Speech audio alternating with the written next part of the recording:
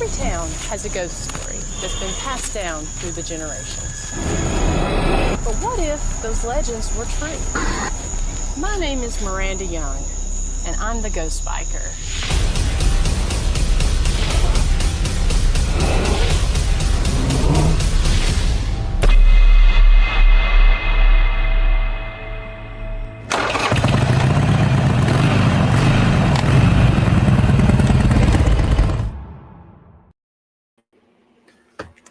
Hey everyone, happy Thursday night. Happy 2025. I think it's been a long time since I've been on here live, but I am so happy to be back on here and so happy to be spending the evening with you guys. I really think it was before New Year's the last time we were on. It has been so super busy the last little bit. We've been on winter hours at the jail, so we have had things going on, tours on Saturdays, traveling, appointment tours and such on our days off, and investigations throughout the week, and then just the regular trying to get the jail back up and going in the new year and getting the momentum back up here. So it has been so busy, but I thank you all so much for bearing with us and tuning in tonight and joining us again. It's so easy to get out of a routine, and that's how I feel that I've done. If you miss a week, you think, oh, it's okay to miss the next week, and then next thing you know, your routine is turned into a bad habit. So hello everyone. Thank you all so much. I want to take a few minutes to say hello to the people over here in the chat room. Hello to Miss Nancy Weems. Hope you're doing great. Miss Sonia Thompson. It's always good to see you. Jolly Jeffers Goins. I hope you're having a good year so far. I know you're one that's joined us on a lot of different events that we've had, tours and such. And thank you, Nancy. I'm glad you like that opening there. I think we may add a little bit more to it and kind of revamp that a little bit and add a little bit more. Bob Burnell, good to see you, sir. I hope you're doing well. I hope everyone has had a wonderful Christmas and a happy new year, and that your year is kicking off and just how you want it to be. I know January can sometimes be kind of slow and kind of long, but it really seems like everything is just flying by. Mr. Dave, I hope you're doing well. Hope you'll be able to get out there on that bike soon. I know I'm looking forward to doing some motorcycle riding here real soon. And good friend Dan Norval, so good to see you, Dan. I always good to hear from you. So hope you're doing well. Thank you so much for tuning in here. So like I said, we've kind of had a busy January going on. Just want to take a few minutes here and show, actually, let me pull this up. I have several things. We got a lot going on tonight, so I've got a whole lot to share here. And so I do want to go ahead and kind of take care of a little business here with the Scott County Jail. As I had mentioned, we are on our special January hours. And with that, so the museum is only open on Saturdays and from 11 a.m. to 4 p.m. Eastern Standard Time for the daytime museum tours. That's just because we are in a very rural and remote area. And if you've been following the news, we've been kind of shut down. Our schools and businesses and stuff around here has been shut down for like the last week and a couple days, just because we've had so much snow in the area and the temperatures have been real cold and everything's not warmed up to melt anything. So that's kind of why we go on these January hours. But even though we're only open on Saturdays for our general business hours, we are open Sunday through Fridays for appointment only. So let me see if I can zoom in on this just a little bit so you can see. So if you're in the area, we actually had this happen last Sunday. We had a group from Kentucky decide to come down, a group from London and a group from Somerset that wanted to take a tour while we were closed on Sunday. So they called us up, let us know when they were going to be in the area. We came over, we opened up the jail and did a guided tour. Had a great time with the group of 4 that came in there on Sunday. And so we're willing to do that for you as well if you're in the area and you want to take a tour. If you will just call the phone number that's on the screen there, 423-663-5353, or reach out to us either via email or through Facebook. We would be more than happy to book an appointment for a daytime tour. Now, the After Dark tours, escape rooms, and guided ghost hunts, private paranormal investigations, we're offering those every single night of the week. If you go on there and book, you just have to book in advance. And we are offering something a little special right now during the extended daytime hours. So up until the time change, which is going to be on March 9th, we are offering 8 hours, or excuse me, 8.5 hours of an investigation for the price of a 6.5 hour investigation. So we'll be doing that up through March 9th. If you want to take advantage of those extended hours, go on there, book an investigation before or book from now until March 9th. During those dates, book that investigation, and you'll get a little extra time there in the jail. So we are also offering some special things with historic rugby as well. We're offering our After Dark tours during the day because they are closed through mid-March. So if you want to take one of our lantern tours that we typically offer at night, come in and do that during the day.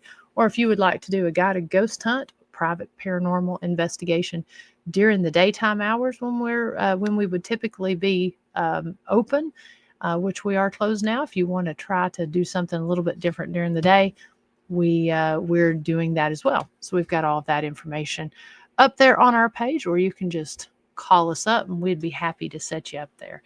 Got a few more people on here that is tuned in. It's great to see everyone. Hello to my friend Daryl Paulette there with Clover Hill Village. And of course, Karen Ann Daniels. I hope you're doing well, ma'am. Kim Brady and James Brady from over in South Carolina. Hope you guys are staying warm. Of course, Mr. Ronnie Anderson. I hope you're doing well. They're from Enigma Cons, which we'll be attending there in April. And of course, Bob Burnell says he sends his condolences to the family and friends of Bear Gaunt. He will be truly missed. If you read the description there on our show, we are going to be honoring and remembering him tonight. I know he was such a dear friend to many, so we will definitely be talking about that here in a few minutes. And so let's see. Sylvain, great to see you. It's always good to see our friend Sylvain on here. And yeah, so lots and lots of events and stuff. Unfortunately, we were not able to attend the True Crime Convention that took place last Saturday because of the horrible weather that we had here. Our roads iced up. We got about 4 inches of snow. And so Christy and I were not able to attend the event, the True Crime Convention over in Bowling Green, Kentucky. We heard it was a good turnout despite the weather.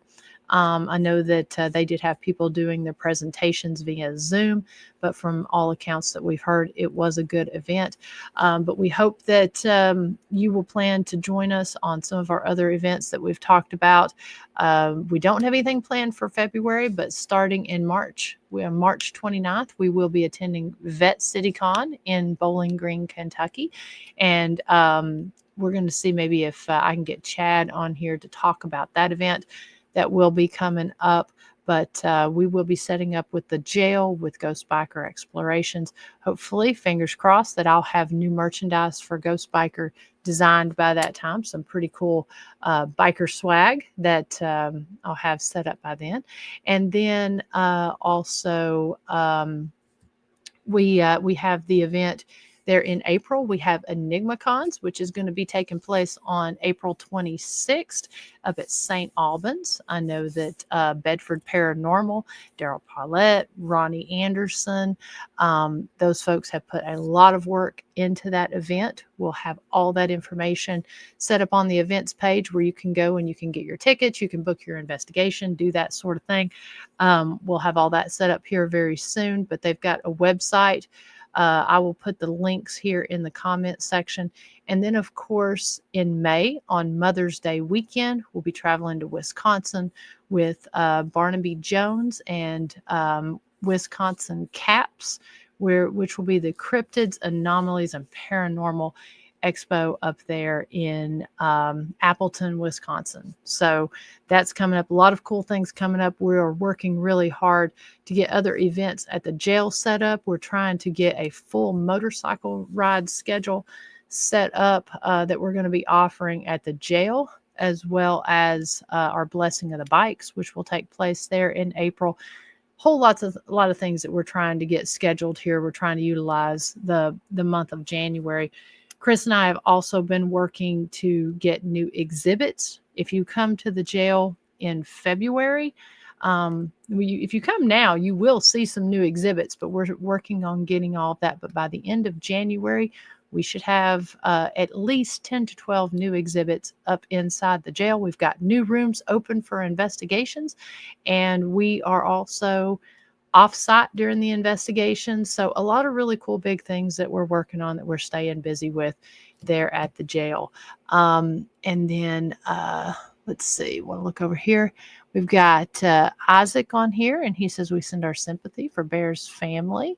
Like I said, a lot of people knew Bear, and it's just a really, really difficult loss for the community here. We do have a busy year for us, which busy is really good. We just got two investigations booked today. A lot of people taking advantage of those extended hours. So we're hoping to get a lot of those booked out, but trying to get most of the year booked. And then, of course, in February, we'll be opening up the remainder of the year from September to December. So we'll have our entire year open that people will be able to book. And James says, can't wait to see the new exhibits at the jail. Thank you, James. Yeah, like I said, we've got a lot of new exhibits planned.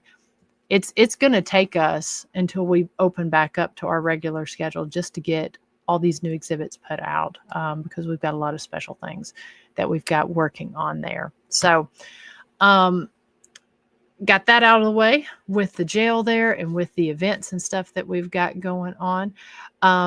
So I kind of wanted to dive in just a little bit and talk about our topic that we mentioned there in the show notes.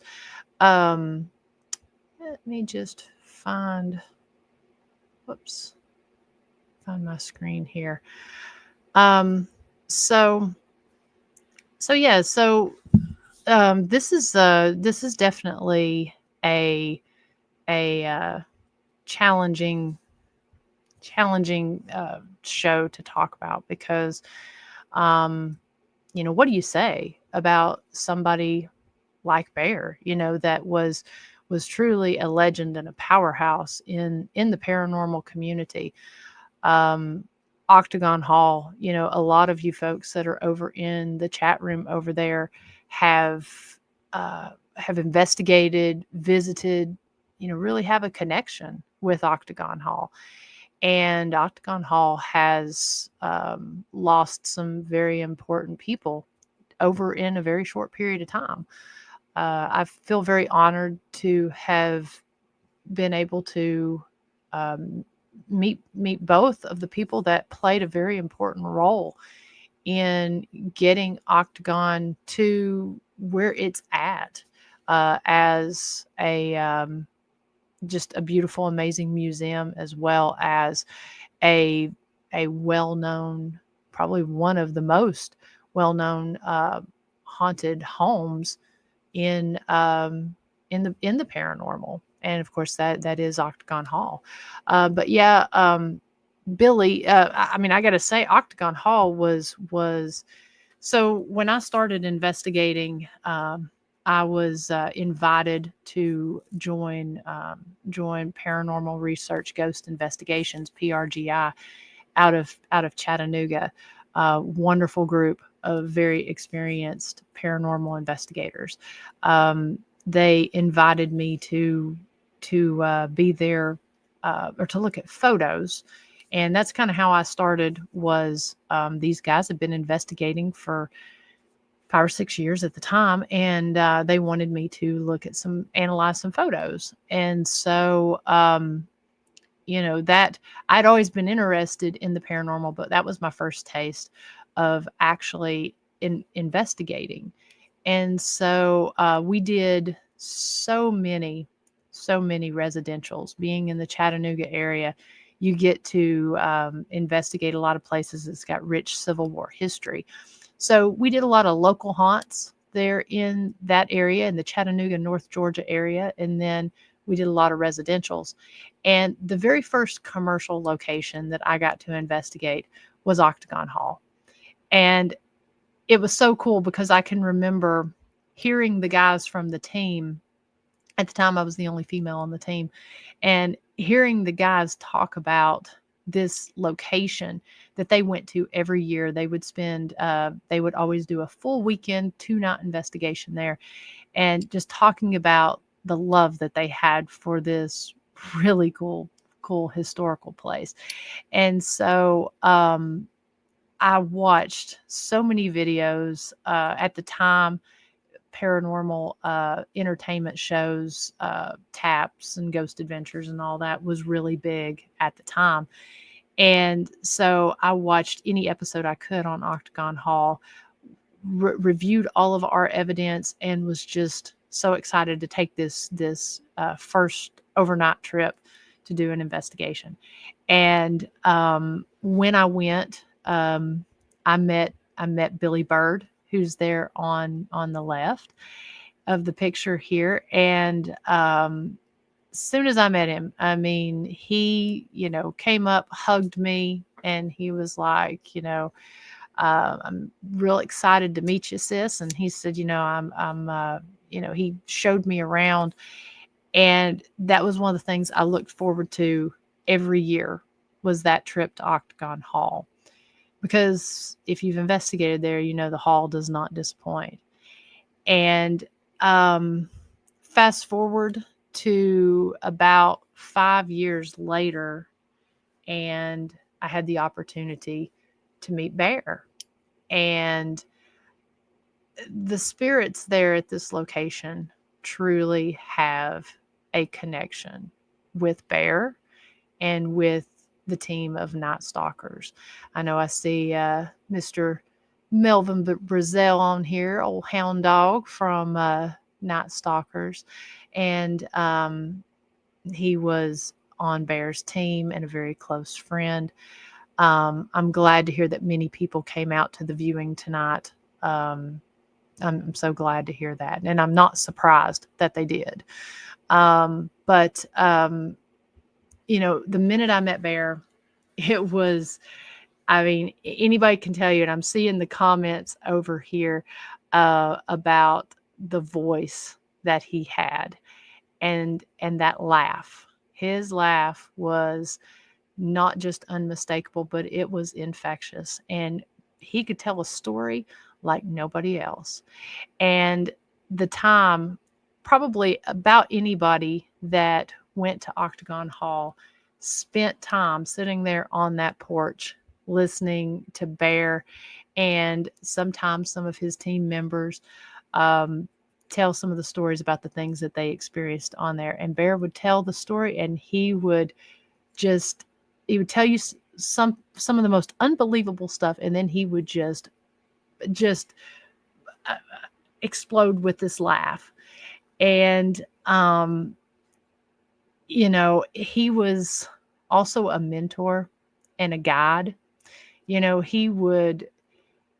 if there was something he didn't agree with of the way things were being done, or a practice that shouldn't be done, he was quick to say that. But he was also, uh, I would have to say, one of the biggest cheerleaders for the boots on the ground paranormal investigator and the person who's wanting to learn. Um, if you wanted to learn, you better be ready, because you could sit there with him, and he was always open and willing to teach if you were willing to listen. And um, I just, like I said, it's a hard show because it's hard to really know what to say, and everybody's experience was different. But there is always a common theme, from everyone that knew him. I mean, he was very loved and he was very cherished, and it's definitely going to be a hard loss to get past. As Melvin says, 40 plus years in the paranormal. I mean, this is a person that had the passion and had the love for the paranormal and the historic preservation, and not just the paranormal, but the supernatural. I mean, to read Bear's resume of how he was involved with MUFON, and then with the Kentucky Truth Seeker, the Collective Conscience. I mean, the list just goes on, and you couldn't tune in to Facebook, and when you heard that, his Into the Fire podcast. I mean, it was just, I don't know, it like I said, I'm kind of honestly at a loss. But Ronnie says, sad that I never got the chance to meet him, but heard a lot about him. Yeah, I mean, it is. I do consider myself extremely blessed. We kind of had a tradition. So, like I said, I met him when I was part of a team there out of Chattanooga. We did the investigations. And we kind of had a special way that caused us to meet. And it was, and I'll show that in my episode there. Um, I don't really talk about it a whole lot, but one of the things that I do whenever I go to places is, I will draw when I go to these places. It's almost like automatic writing, but it is, I call it subconscious sketching, where I talk to the spirits and ask them to reveal somebody that I can identify, and I draw it, and I ask questions and have my tools out there, and the tools a lot of the time will confirm. Well, on the particular occasion when I met Bear, um, it was part of a 2-night investigation. I was drawing in the summer kitchen, and when I'm drawing this stuff, I never see what I'm drawing. I never know what I'm drawing. It just happens. I start seeing features, and I just go where it leads me. I can't explain it. And like I said, it's not something that I really talk about a whole lot, because for me, it's something that is a special communication just for me and the spirits. But I wanted to highlight it on this episode that I'm going to show tonight, because truly something unexplainable happened. So as I'm drawing this drawing and I'm seeing these features, and I'm seeing high cheekbones, I'm seeing kind eyes, I'm seeing a beard, and so I'm drawing this. The tools are confirming when I'm asking the questions. I couldn't see the hair. And so I asked, are you bald? And nothing lights up. And so I was like, are you wearing a hat? All of a sudden, the REM pod starts lighting up. So I just start drawing this hat, and it's this floppy hat. And if anybody knows Bear always was wearing some type of floppy or stylish hat. And so I draw this hat, not knowing. And when I draw the picture, I'm sitting there thinking, okay, this is a slave trader that I'm drawing in in the picture. And as I'm going throughout, the investigation, I showed it to the guy that was on my team. Yep, a fedora. Yep. And as I'm showing it to him, we're like, not sure who this is. It didn't resemble anybody in any of the pictures. Well, the next day when we came back for our investigation, I'm inside getting everything prepared, and the team leader comes around. He's like, Miranda, I need you to come around here, and I need you to bring your sketchbook.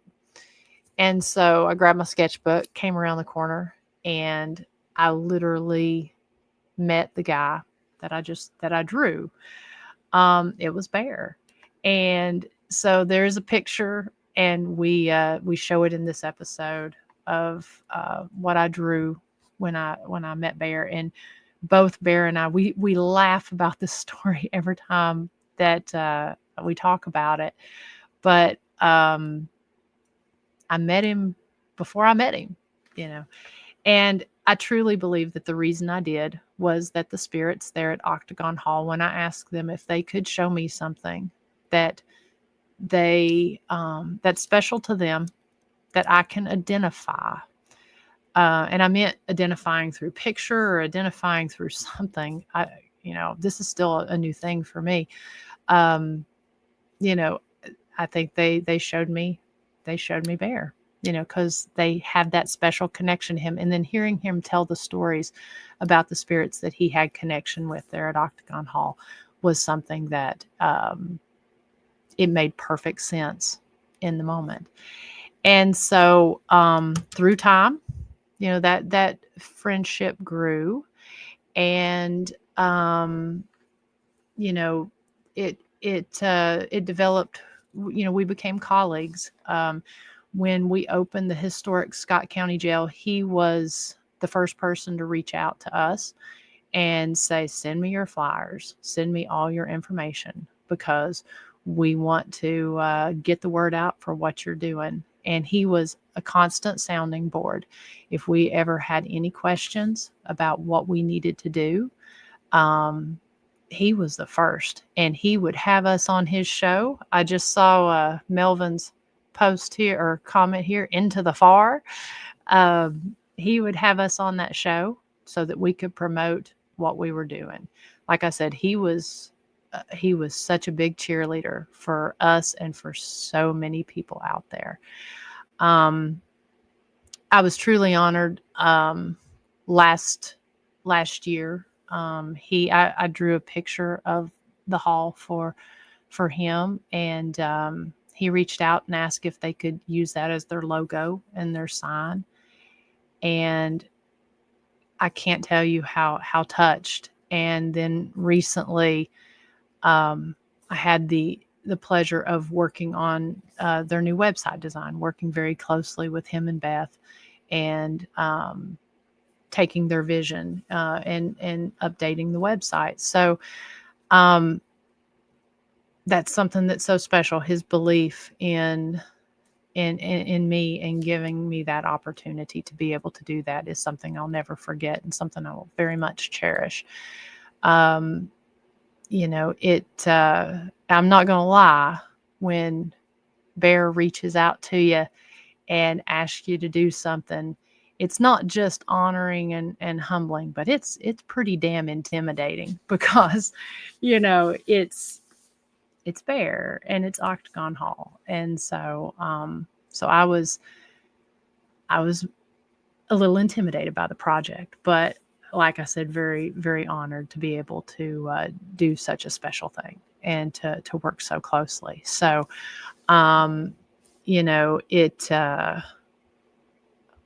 like I said, this one hit really hard. Just looking over here at the comments, want to say hello to Beth Allen, very special person.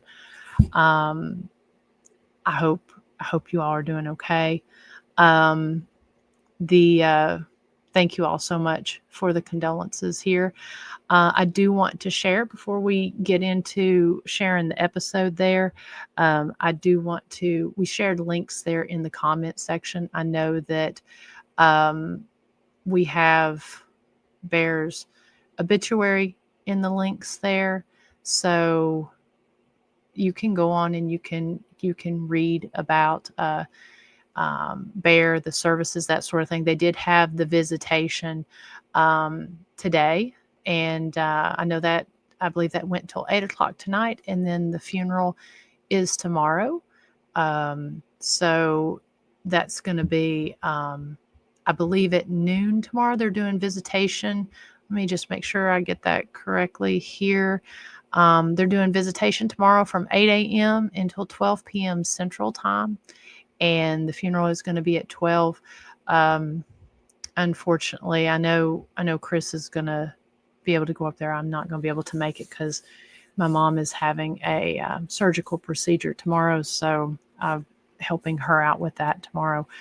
And I'm not going to be able to attend. So my thoughts, prayers, and condolences are with everyone that's going to be going there.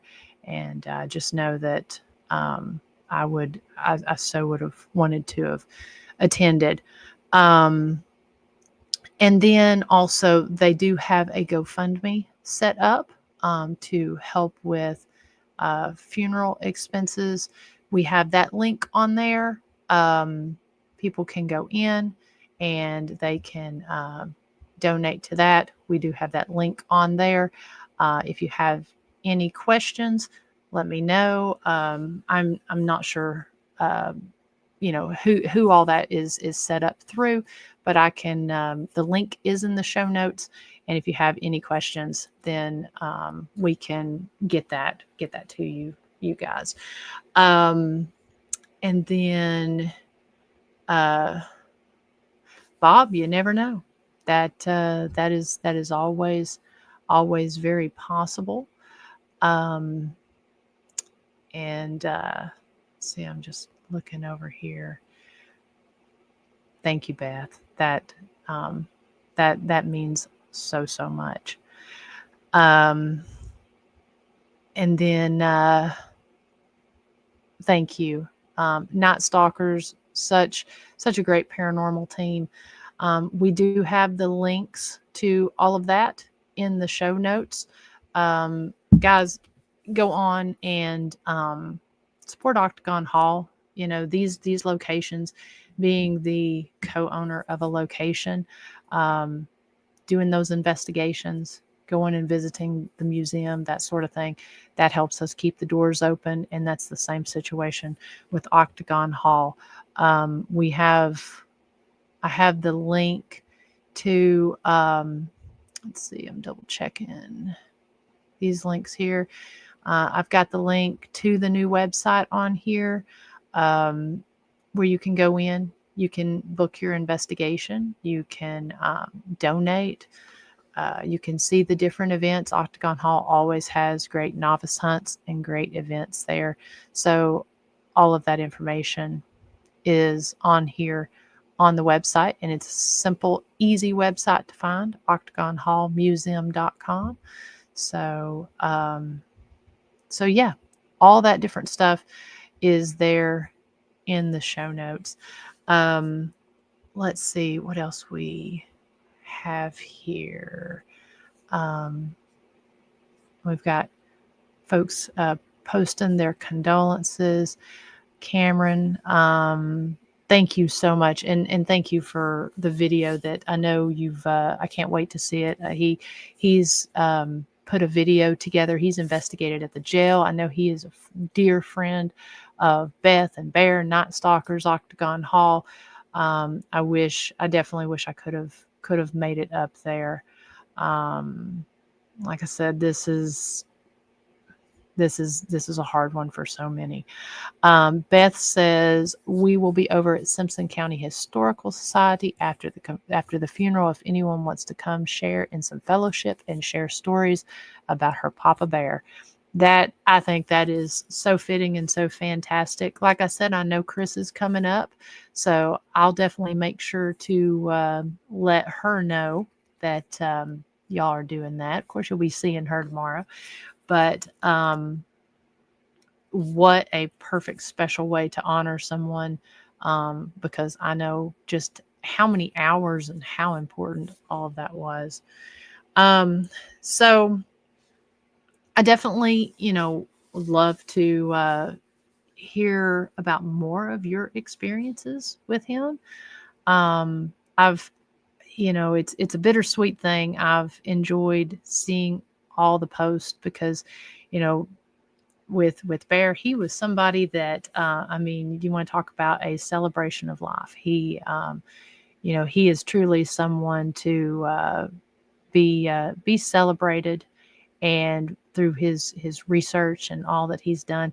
Another one of our little traditions that we always did. So I'm going to show an episode there here where we highlighted Octagon Hall in season 4 of Ghost Biker Explorations. But one of the traditions that we always had was, so when I decided to go off on my own and do Ghost Biker, um, you know, Bear was, he had advice for me, and he was extremely supportive. And he said one of the things he needed me to do was he wanted me to come on into the far to promote my show. And so I actually missed the premiere of my season 1, episode 1, which was the Bleeding Mausoleum. I actually missed that um, because I was doing Bear's Live. And Bear actually, I think, did the show an hour early so that I could, it would end right at the start of the premiere of my show. So I missed the first few minutes of it, leaving his call-in show and going to Josh's house, and we had the premiere. And so after doing that, he said, I want to make it a tradition, and you come on the show before every first episode premieres. Now, we wouldn't do it the night of the premiere, but we always did it, especially now that I'm doing lives. But I would always go on to his show at least a week or leading up to the episodes.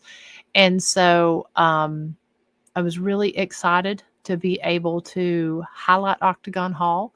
In season 4, we highlighted some of the most haunted homes around the United States. And of course, how could we not include Octagon Hall in that? So, so I'm going to replay this episode tonight, and I will be in the chat room. We can comment on it. I won't be speaking, but I'll be typing there. So if you have any comments about it, I hope that you will stick around and watch it with us. We'll pop back on briefly when it's over. But several of the places I highlighted Willow's Weep that season, and that was a place that I know Melvin and Beth and a lot of the Night Stalkers and Black Wolf and a lot of folks had traveled to Dave Spinks's location there, Willow's Weep, and Bear had a lot of advice for me on that one. And we talked a lot about what I experienced after that, because I know that was a pretty big case for a lot of people. But I want to look at the comments right quick, just to make sure before we go on to the episode here. I love you too, Beth, and thank you for the prayers for Mom. We definitely appreciate that. We definitely need that. So thank you for that. And Melvin says, Bear and I traveled many miles together. Precious memories. Absolutely. And like I said, you guys need to go check out Night Stalkers Paranormal's page. You can find it there on Facebook. These guys are some seasoned investigators, and they've investigated some really cool places. A lot of residentials, which I know a lot of people don't do a lot of residentials anymore. It's kind of a specialized thing, and I know these guys have helped so many people.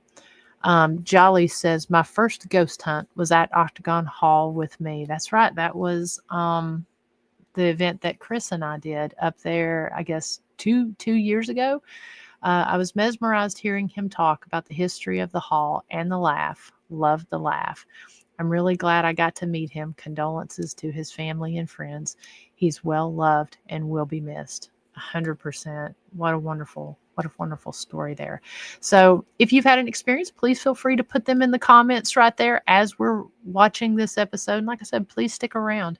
I'd love to chat more, and we'll pull your experiences up on the screen as we're watching this. So I guess without further ado, we will go ahead and I'll pull this up, and we'll watch this episode together of Octagon Hall, Season 4, Episode 3.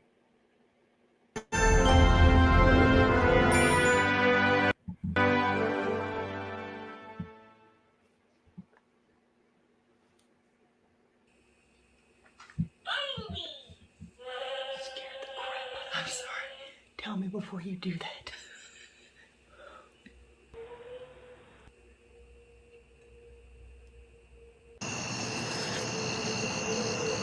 Every town has a ghost story that's been passed down throughout the generations. But what if those legends are true? My job is to travel to these destinations, explore them, and figure out the mystery that lies within.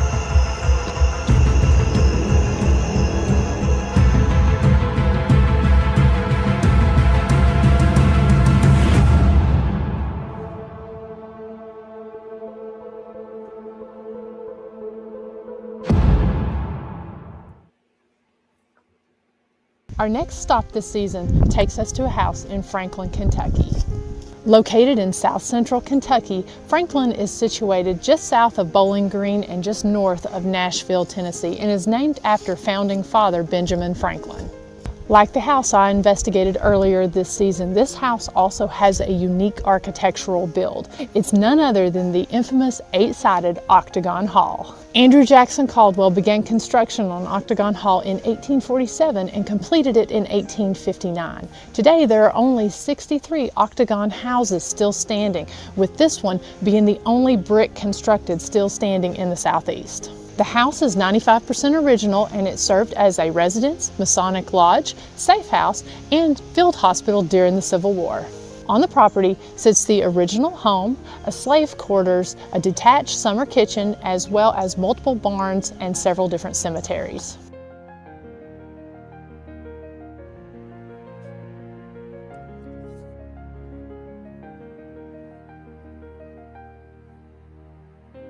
The house played a significant role during the Civil War, and in 1862, when troops evacuated Bowling Green, it said that thousands of Confederate soldiers camped on the property before retreating to Tennessee the next morning. 2 days later, the Union Army took control of Octagon Hall. It was common knowledge that the Caldwells were Confederate sympathizers, and Union soldiers would often show up to try to catch Confederate soldiers as they were hiding on the property. The Union soldiers were very unkind to the Caldwell family. While they were there, they butchered their cattle, mistreated their family, and contaminated their drinking water. Over the years, the caretakers have found hollow walls and multiple tunnels where the family would hide Confederate soldiers on the property. It was unknown how long some of these soldiers had to stay in hiding, but there are reports that several succumbed to their injuries and died while in these hiding places. One of the stories is that Mr. Caldwell had bees that he kept in the cupola. He would often dress the Confederate soldiers in bee suits and hide them up there. When the Union soldiers would come, they would see the bees swarming and they wouldn't go up there to look for them. Shortly after the war, in 1866, Mr. Caldwell passed away of typhoid fever. His wife stayed in the house until she passed away in 1916. It was sold to Dr. Miles Williams out of Nashville in 1918, and it stayed with his family until the Octagon Hall Foundation was formed in the early 2000s. Throughout the home's existence, it's only been in 2 families. Octagon Hall has a reputation of being one of the most haunted locations in the South, but it's not only supernatural activity that happens there. UFO and Bigfoot sightings have also been reported on the property. I've investigated the home on numerous occasions and have spent many weekends investigating the hall. Some of the activity that I've experienced have been full-body apparitions of Union and Confederate soldiers, as well as disembodied voices that I believe relate to the passing of the Caldwell's young daughter, Mary Elizabeth, who passed away in the winter kitchen when she fell into the fire.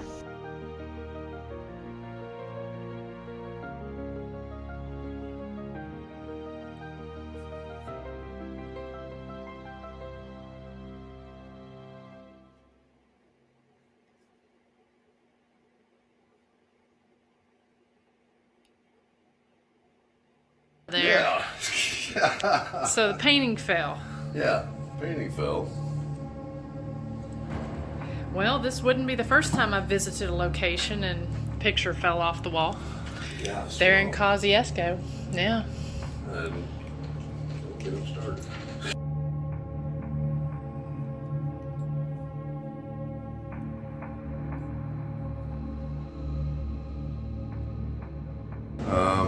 Well, when he built the house in 1847, everybody was kind of like wondering why build a house like this. And he would always tell people that it was because of he wanted something different. He didn't like federal style homes, all that stuff. From our research, we find out that he was a Masonic, extremely high up in the Masonic Lodge.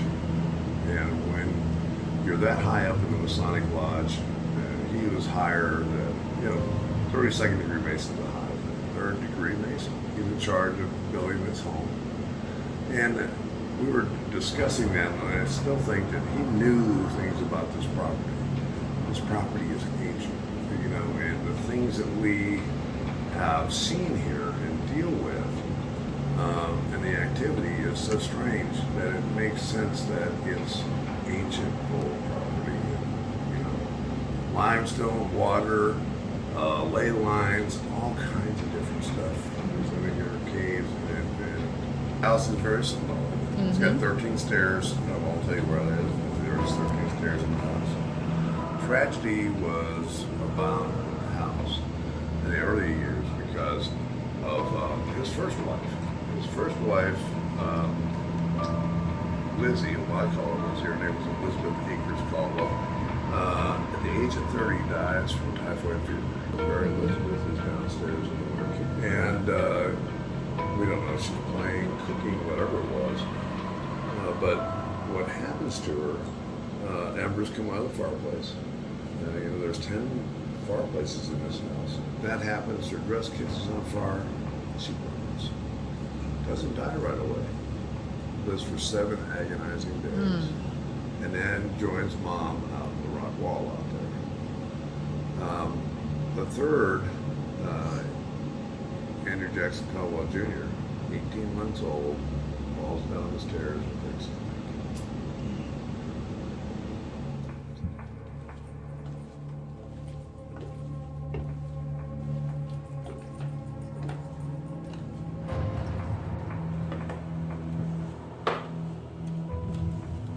Hello?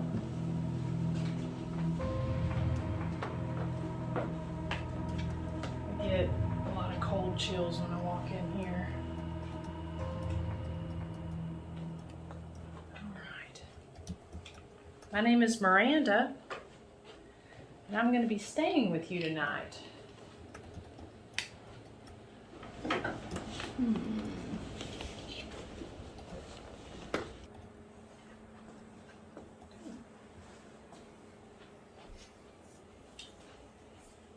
Can anybody give us a sign if they're in here?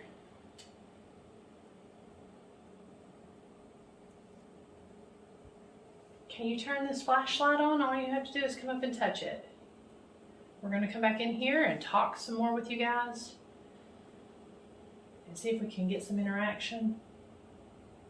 I was just going to see if you can give me some kind of sign if you're here.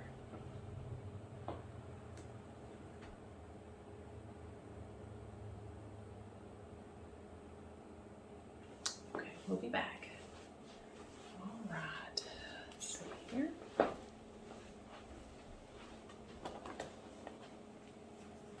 And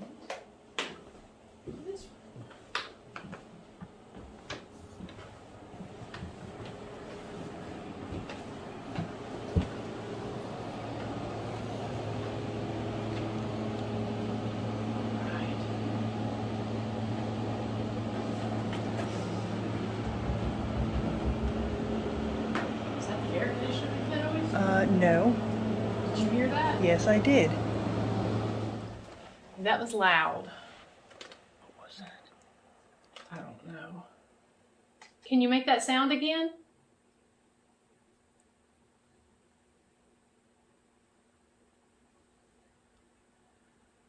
I don't know why, but I keep getting really bad cold chills. Which is a good thing, but okay. That whole floor shook. I know. Can you do that again?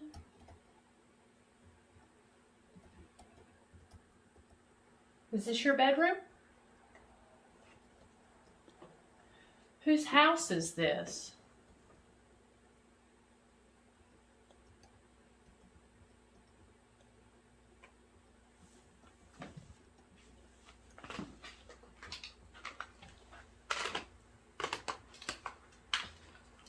That was wild. Okay. Surely there's a plug in here. Can you tell me where the plug is? There's a camera right there. Do you have a flashlight? Do what? Do you have a flashlight? Yeah, I just want to keep one on us. Yeah, I've got some over there.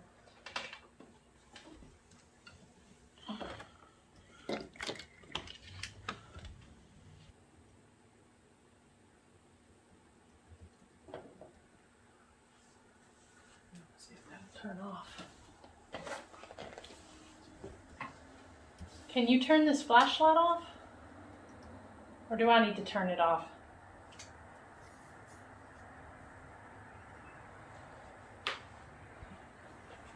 Can you go tap that flashlight?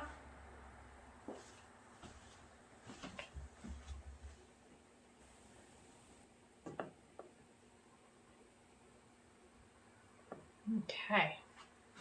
Well, we got lots of different ways that you can communicate with us. And where did I sit? Let's see. Quarter of my arm. Mary Elizabeth's room in there. One more recorder. Oh, flashlight. Hello? Is this your room?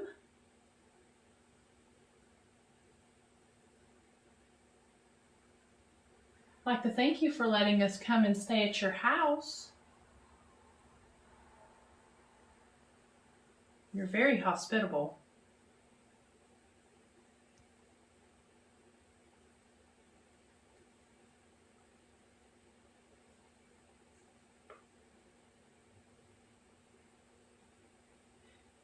Can you turn this flashlight off?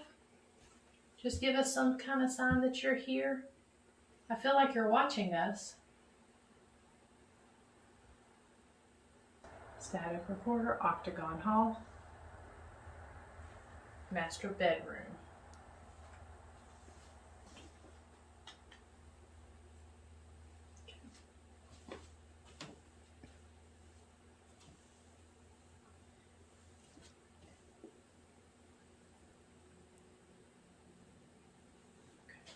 Miranda, ask it to turn it off. Can you turn the flashlight off? I'm going to turn this light off. Can you turn the flashlight off? Just step back from it, please. Can you do it on the count of 3? All you have to do is step back. 1, 2, 3. Oh, that got brighter. Is your name Elizabeth?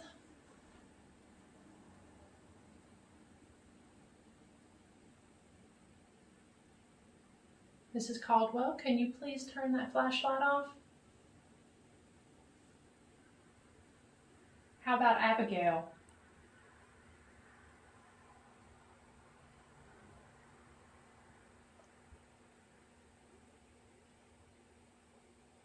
Okay, I'm going to turn this light off. When I turn this light off, can you turn that light off?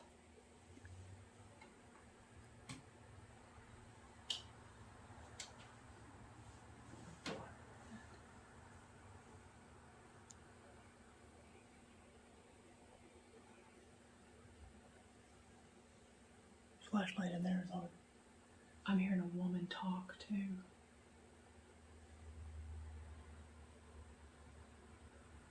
Flashlight there. Do you like the light?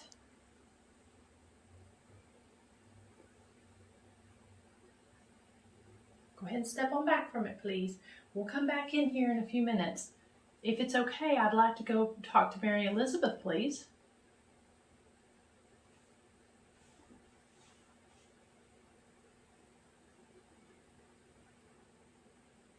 Okay, I'm going to come back in here in a few minutes. Can you make that light up really bright?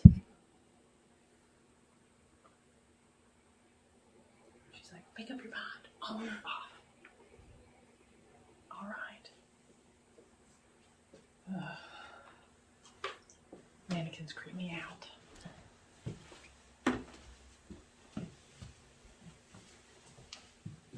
Hello?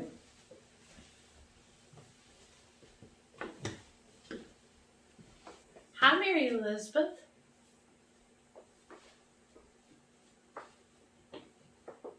I swear I saw something walk past.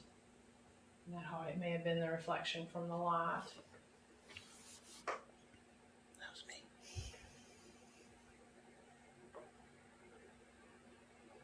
All right, I'm going to put my headphones on here. I've got some toys here that you can play with.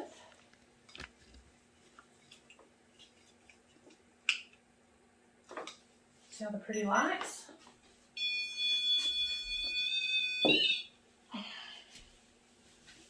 There's those.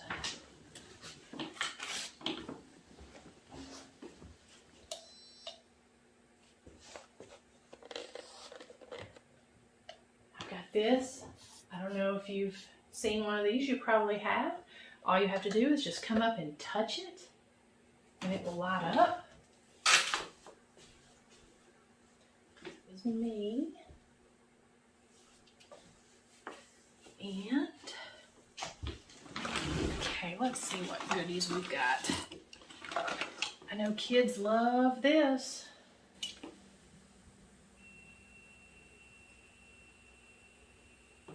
This is another one that you can come and touch. We'll start with this. Actually, I'm not. Touch? You touched my leg. Would you like to come touch my hand?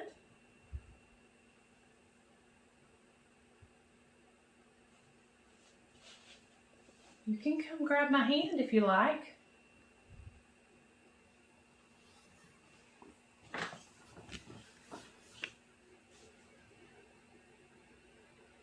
What would you like to play with?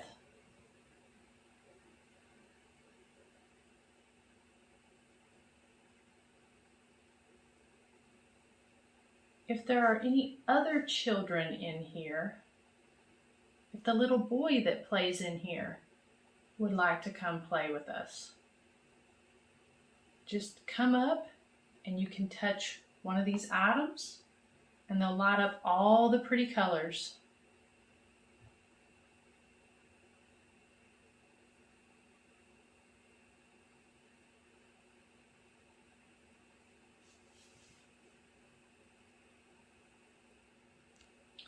Would you like for me to read you a story?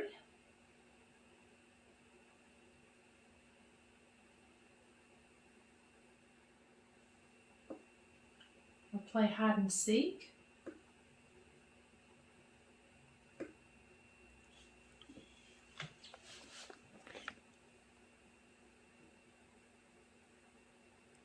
How about your little marionette, your little puppet?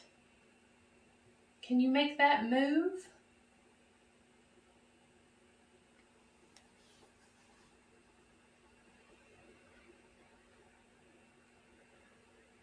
It's wild that that was moving earlier.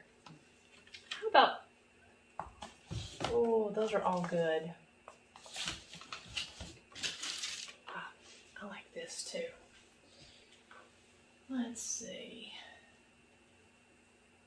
Can you make this spin? We will set it down.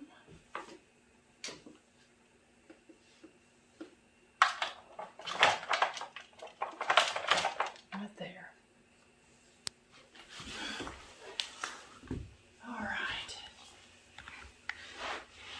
No, I'm not really in front of that camera, but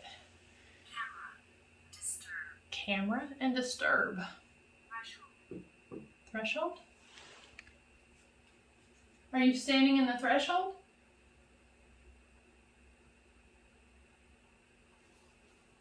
Is my light disturbing you? I thought we could maybe read a bedtime story. This one's called Follow Me, Maze Soundbook. Mazes on each page lead to 5 pages of fun. Pavlov the pup plays hide and seek. Find the friend who goes squeak squeak. Can you do this maze? Can you help me do this maze? Start here and go around. The bird says tweet tweet, so that's not squeak squeak. If we go down here, that's the cat. Can you tell me what the cat says? The cat says meow meow. Pavlov, sorry sweetie, I have a hard time seeing. Pavlov and the mouse want to play ball. Toss the ball to the friend who is tall. Can you toss one of these balls to me?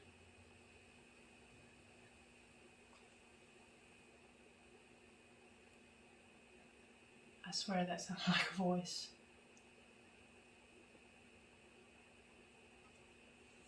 I thought it said yeah. It sounded clear like it said yeah. So you can toss the ball to me? All right, so we start here. We go around. The squirrel is short. Go on around. The caterpillar is even shorter.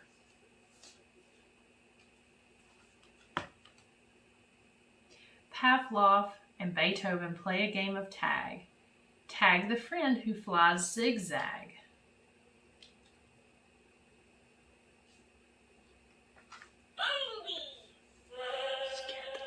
I'm sorry.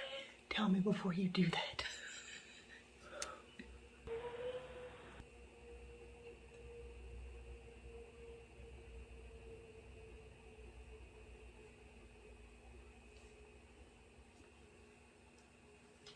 Did that make you laugh? I think that's what goes zigzag. Do you like that book? Can you give me some kind of sign?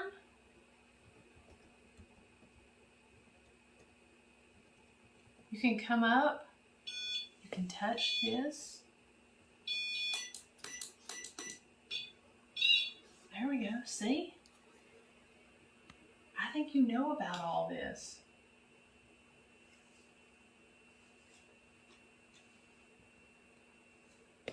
How about you, Fanny? Are you here with us?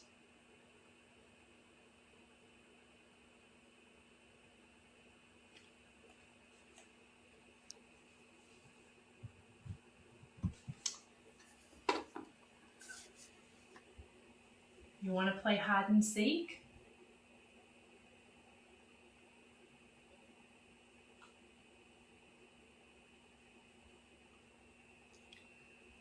I know you grabbed me from under the bed.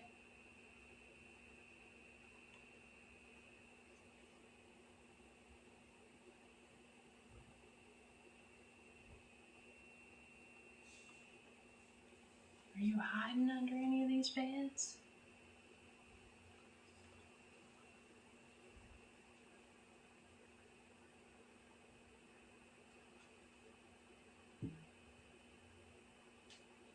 Can you come up and touch that? You don't have to be shy. What did that just say? Poltergeist. That's exactly what it says. Poltergeist and maximum. Yes. January. Legs. Mark. Bright. January, Mark, Bright. Mark? Is the little boy who stays in here's name Mark? Did you see that? What did it say? Trip. Ravine. L. All right.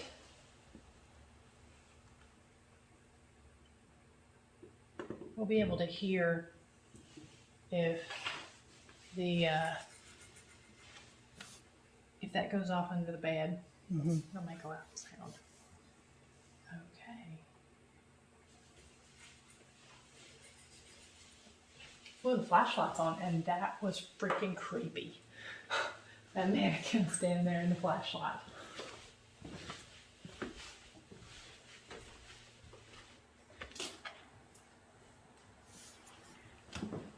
Oh.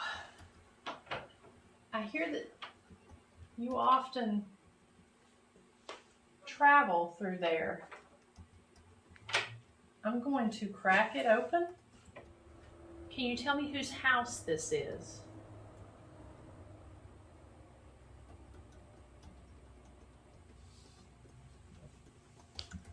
All right. If this is your house, if you're the owner of this house, can you please turn that flashlight on?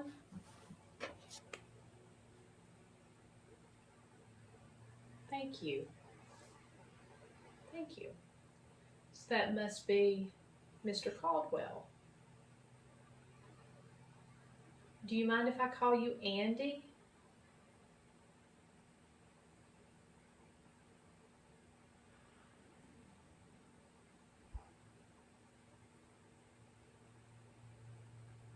That sounded like a male voice. Do you get a lot of visitors?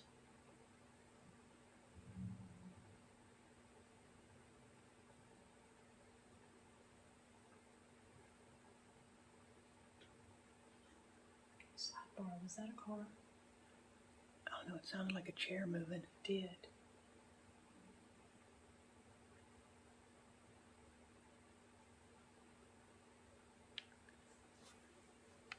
Did that sound like that was in there or downstairs? I hear you moving. Yes.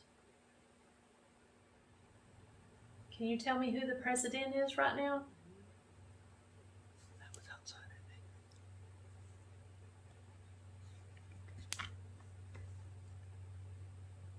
Hello?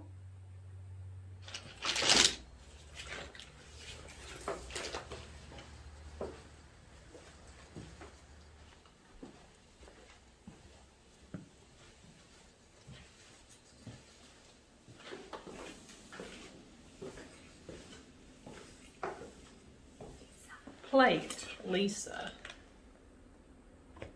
Yeah, we're here. We're gonna take a little break. But could you bring me a plate? So it said that, whoa. It said that down here in the parlor, there are some great EVP sessions, a lot of shadow play. So just gonna that's upstairs.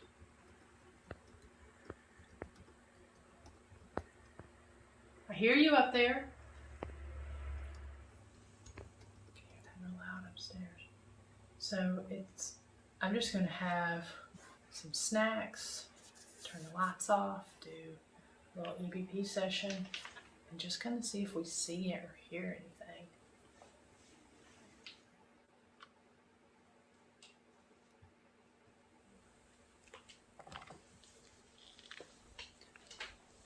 Anybody care to join me for a snack?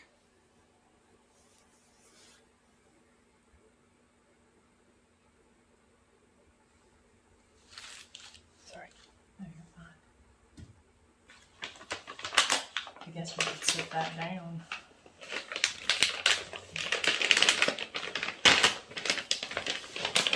Do you like beef jerky? Oh, this is good stuff. Anybody what?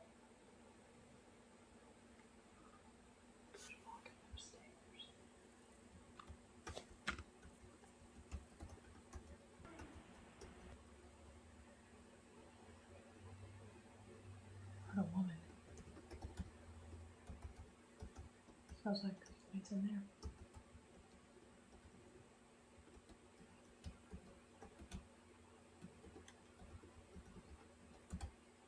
Can somebody bring me a plate?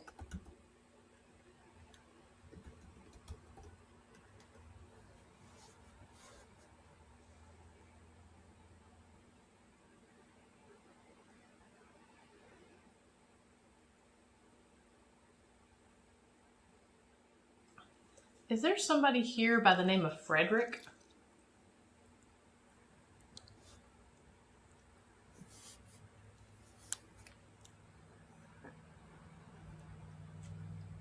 I thought I heard a response. We're going to play some music for you.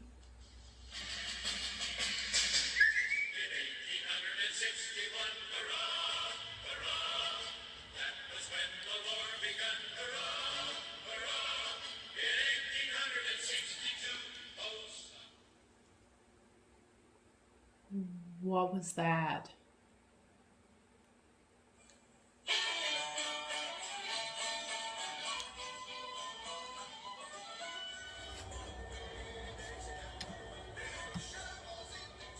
Did that fall? No. Certainly did. Can you turn it all the way on? I don't think it was a flashlight. I don't think it was. It looked like something behind the flashlight. It looked like something straight out of the mirror. Huh.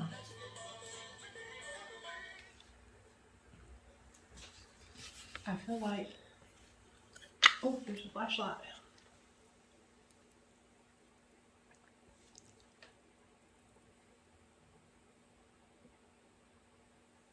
I feel like we've had a lot of walking upstairs. A lot of movement upstairs. Okay. I'm actually going to put... Good leader evening. Do we have a leader? I'm going to put these on. See if I can hear some responses in a moment.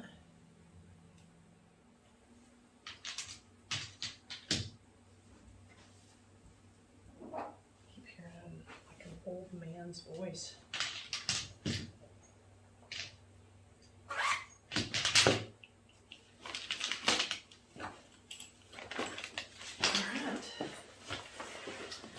Downstairs.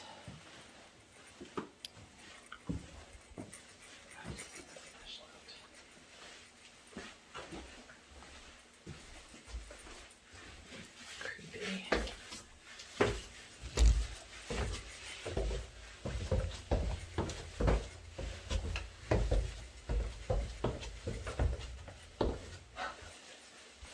Thinking in here?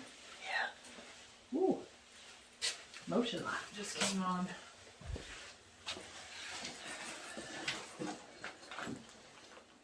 Do you remember me? I drew in this room. I drew a picture.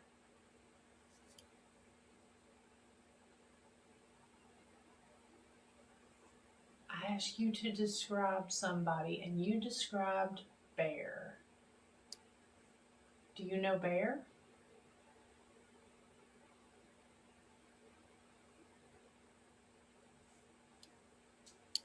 Do you know Billy?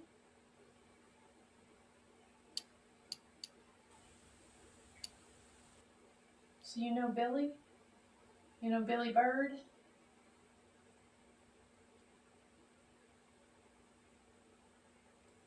He has done a lot of cool things with this house.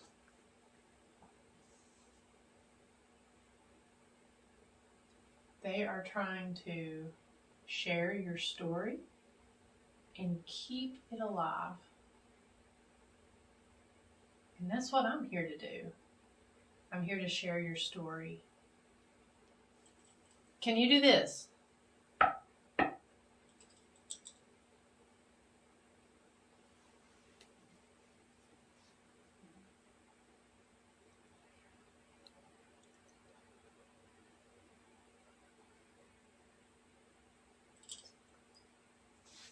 It feels really cold over here.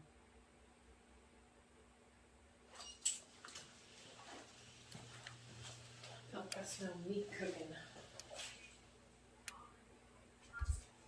Yeah, stick, walk, mustard.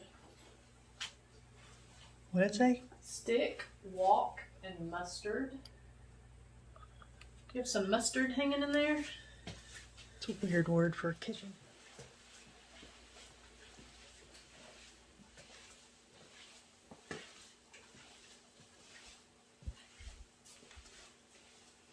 This room smells totally different. Mm-hmm.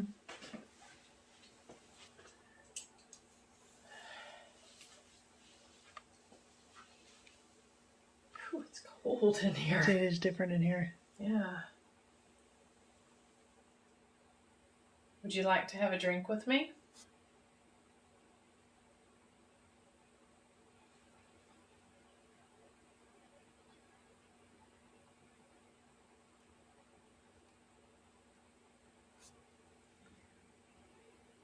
Did you say something?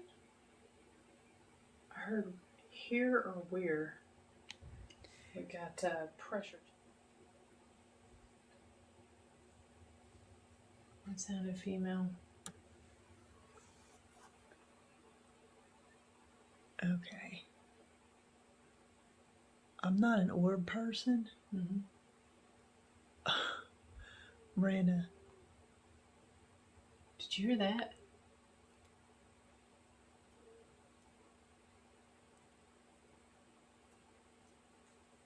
Look at my arms.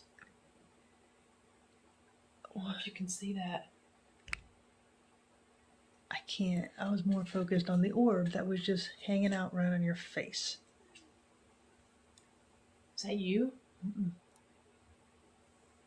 I mean, I am like, feel my arm. Put your hand out. Put your hand out toward me. Up. Put your hand up. Up. What is that? I'm freezing. Touch my arm. Yeah, I can't see him in that light. There has to be something. It's not from this camera, is it? Mm-mm. Yeah, we'll have to show that to Bear. Yeah. I've never seen an orb like that. I'm not either. And to couple it with everything else we were hearing.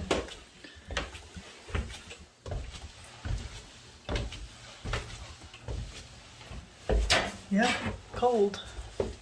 Yep. You want me to hold it? Ah, you got that. Slave. No way. Yep. Slave. 4 statement. We're going down to the slave graveyard.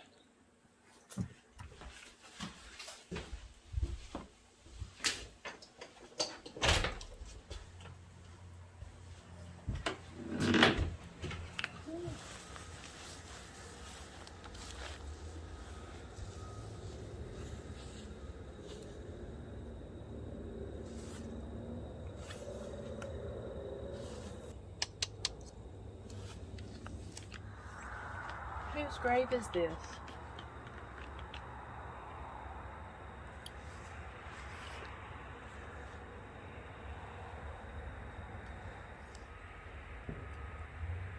I'm cold. I know, it is chilly out here. Like I said, that's gonna be a cold motorcycle ride. It's nice and warm up here. Hello.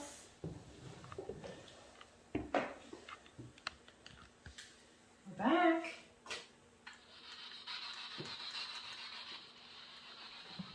Hello. Ooh.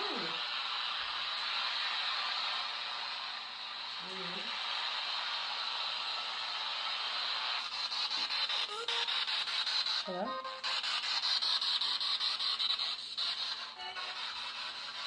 Who's here with us?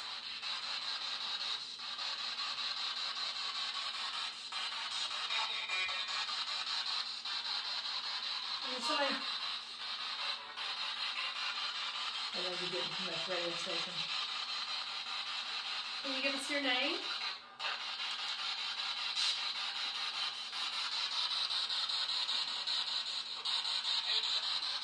Andrew. Yep. You Andrew? You I are? am. Hi, Andrew. You have a wonderful home.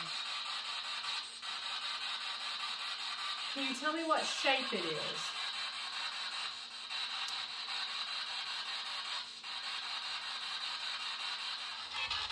Ooh, sorry. My bad.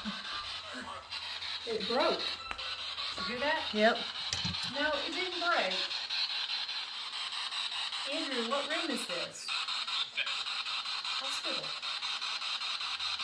Can you say her name?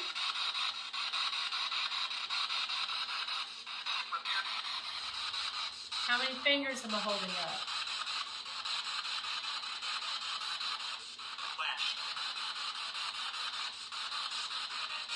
That's a flash.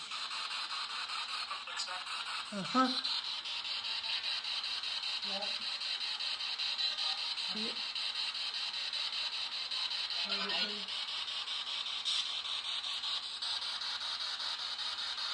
Flash. Can you make it flash again?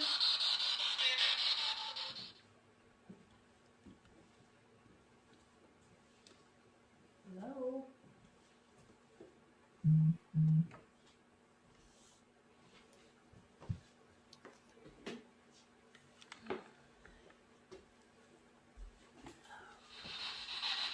Is there a child in here?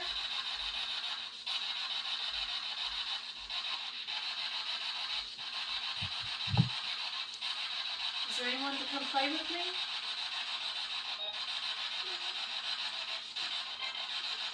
Did you hear that? Yeah. That was like disembodied. We heard you. Did you see my motorcycle outside?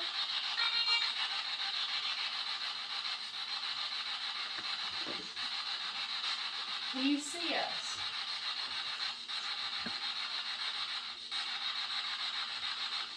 Who grabbed my leg earlier?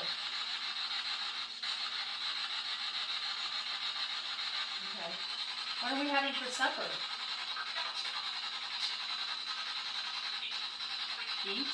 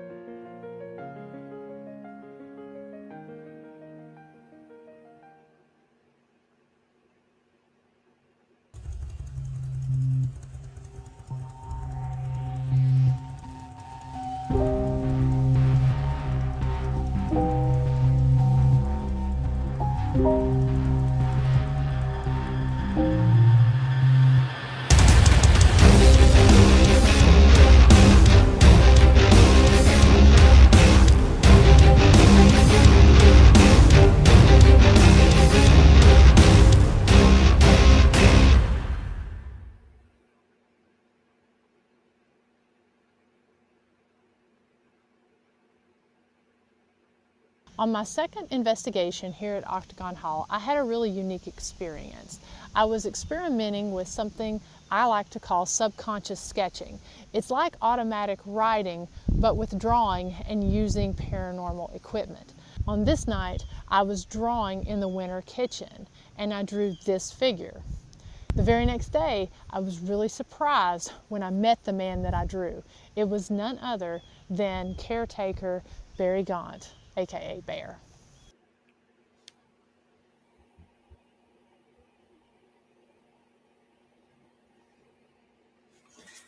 All right. So thank you all that stuck around and watched the show, as well as commented. And it's always funny to go back and watch some of the older episodes. That would have been in 2021, I guess, when that one was filmed for season 4. So of course, a lot changes, a lot evolves. But yeah, it's always, I feel like I always see something new when I go back and watch. Yeah, I definitely think it's time for a return. I've held a couple events. One this past summer, we had an event up there with JB Coates and Justin and TJ with Paranormal Adventures. And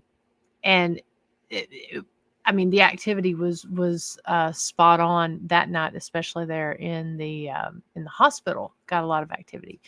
Like I said, that place never ceases to amaze me with the activity and just the intelligence. And I think one of the things I'm most impressed by with that one is the disembodied voices that if you're in there and you're quiet and you're not running around and you're calm, that location definitely tends to not surprise. But just the disembodied voices that you capture there. It's definitely a special place, ran by some very special people, and with a lot of interesting stories to tell. So, like I said, thank you all so much for watching that. I am not a huge orb person. I am not a person that discounts things. I think that if we give things the opportunity, and stuff happens, you have to kind of look at what's going on in the moment, look to see if you can debunk it and come up with an answer for it. I'm not a huge orb person, but that was really weird that happened in there. It was not the reflection of the body camera that I was wearing. It had died at that point because you can see it on at some point. And if you look on that, it was off. Plus, it never showed a orb reflection any of those other times. So I don't know what that was. But couple it with the moans, the cold chills we were experiencing, it was a lot of odd things happened that night. Just kind of looking here at the comments to make sure that I'm not missing anything. Thank you, Sylvain. I really enjoyed being able to revisit this episode. James Brady, I need to go revisit your old shows. Very cool. Thank you. I feel like I need to do the same thing. I forget when people ask about some of my favorite evidence and some of the different things that were some of my favorite experiences. I forget about a lot because we're working on season 8 now. And the first 6 seasons the first 5 seasons were all pre-recorded episodes. And to be completely honest, I still have a bank of pre-recorded episodes that I've still been going through evidence and needing to get out some recorded episodes to release. So yeah, I need to go back and revisit some of those because there's some pretty cool captures in some of those episodes that honestly I've totally forgot about. Was very fortunate to be able to capture. So definitely, I would love for you all to go back, rewatch some of the episodes. If there's one that you really enjoy on some of the previous seasons, not the live ones, and you would like for us to highlight them on the show, we'll replay it, talk about it, revisit it, dissect the evidence. I think that'd be a fun episode. And Bob says, love JB Coates. I do. I've had her on my show twice, and she is a hoot and such a amazing author, and just a wonderful individual. And Nancy, thank you so much. I mean, that's just my demeanor in investigations. I feel like when we're at these different places, it always, people have different styles and different ways of investigating. I cannot stand a loud investigation. And I feel like, that's why we're there. I think they react. I mean, sometimes, if you're role playing or something, like as a security corrections officer or a police officer inside of a location, and it calls for a little more of aggressive role playing, that sort of thing, I can understand it. But I think it's, to me, there's no other way to be. And, when something happens, doesn't mean we don't get spooked, but I definitely, I can't take loud movement, a lot of movement on the investigations. So thank you. And thank you, Sylvain. We'll definitely revisit some of these old investigations. So guys, go check them out. You can find them all on Facebook. You can find them on YouTube. I've got them categorized by playlist, by each of the seasons. So go back, check that out. I got to update the website, but pretty soon they'll be up there on the website there. And Nancy agrees. Yeah, we'll do that. We're looking at some different things for the show on Thursday nights. It's always kind of hard to have a guest sometimes on Thursday nights. I love having people on, learning about their techniques and what they do, and the boots on the ground investigators and the authors and location owners. But this is the 4th year that we've done the show, and this is the least consistent I've been. Usually each season we don't miss too many episodes, but this year, just because I've had a lot of family things going on and a lot of stuff going on with the jail, it's been hard to be consistent since this season ended. But we'll be starting back very soon here with a new show every Thursday night. I kind of want to step away a little bit from what I've been doing and have some different kinds of guests on, some more just everyday people talking about their experiences, kind of pepper that in with some of the guests that we've had before, and then just some of the shows like we're doing now, where come on and maybe don't have a guest, but we talk about a topic. So kind of want to keep things fresh. I mean, it means a lot that you spend your time listening to me talk and seeing what we're doing, because time is so valuable. So I really, truly appreciate you spending that with us. But we want to make sure that we're putting out stuff that you enjoy listening to and watching and that sort of thing. So, yeah, hopefully we'll be back next Thursday night with an all new show talking about something really cool. May have a guest on. Not 100% sure yet, because I am finalizing the guest schedule for the first quarter of the year. I've kept it kind of lax here in January, since we don't know what traveling and all of this that we'll be doing. We should also be back next Thursday night with the Jailhouse Informant podcast at 7 p.m. Eastern Standard Time, and then, of course, followed by this show at 9. So, again, we posted the schedule of events that's coming up. We also posted our January hours. Keep an eye on that.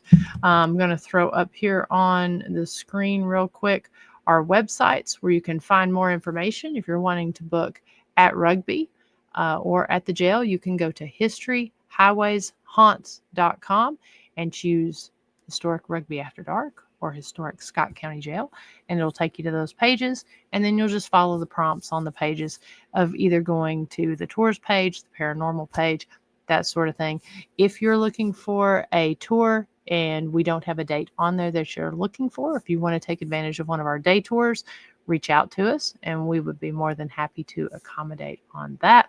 Also, please be sure to go on to Historic Scott County Jail Facebook page and Historic Rugby After Dark Facebook, and follow, like, subscribe.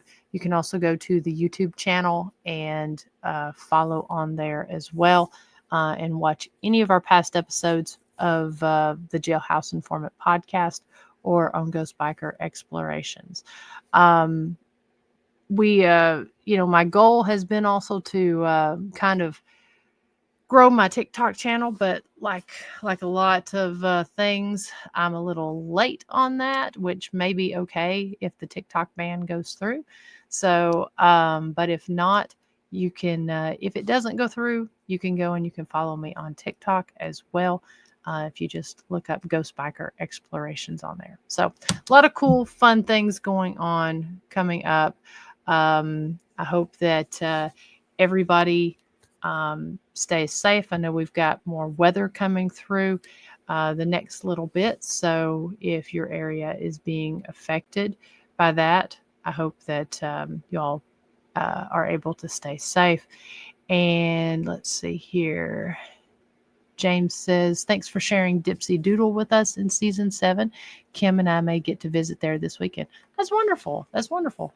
Yeah, if you're going to be in the Dahlonega area, you can definitely you can check out Dipsy Doodle. They're in kind of off the square in the more countryside there of Dahlonega, and Gateway is right there in downtown. Stop by and tell Kim you said that you saw it on Ghost Biker Explorations there. If you see Kim, Jared, or Andrew inside of any of those stores. So that's the thing, guys. Go and check out these live episodes that we did in season 6 and season 7.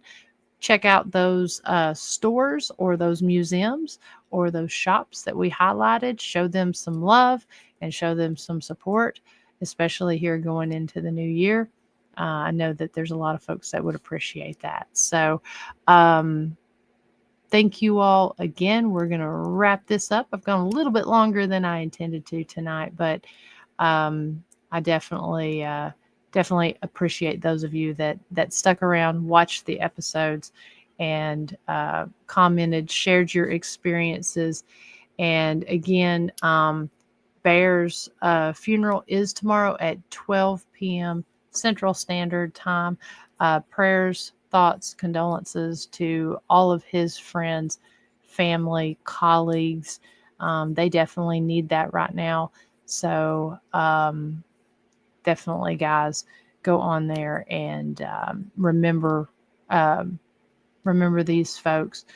The pages I mentioned, subscribing, liking those, and remember those folks that I mentioned in your thoughts and prayers. So anyways, until we see you next week, I hope everyone stays warm and has a blessed week. Take care, everyone.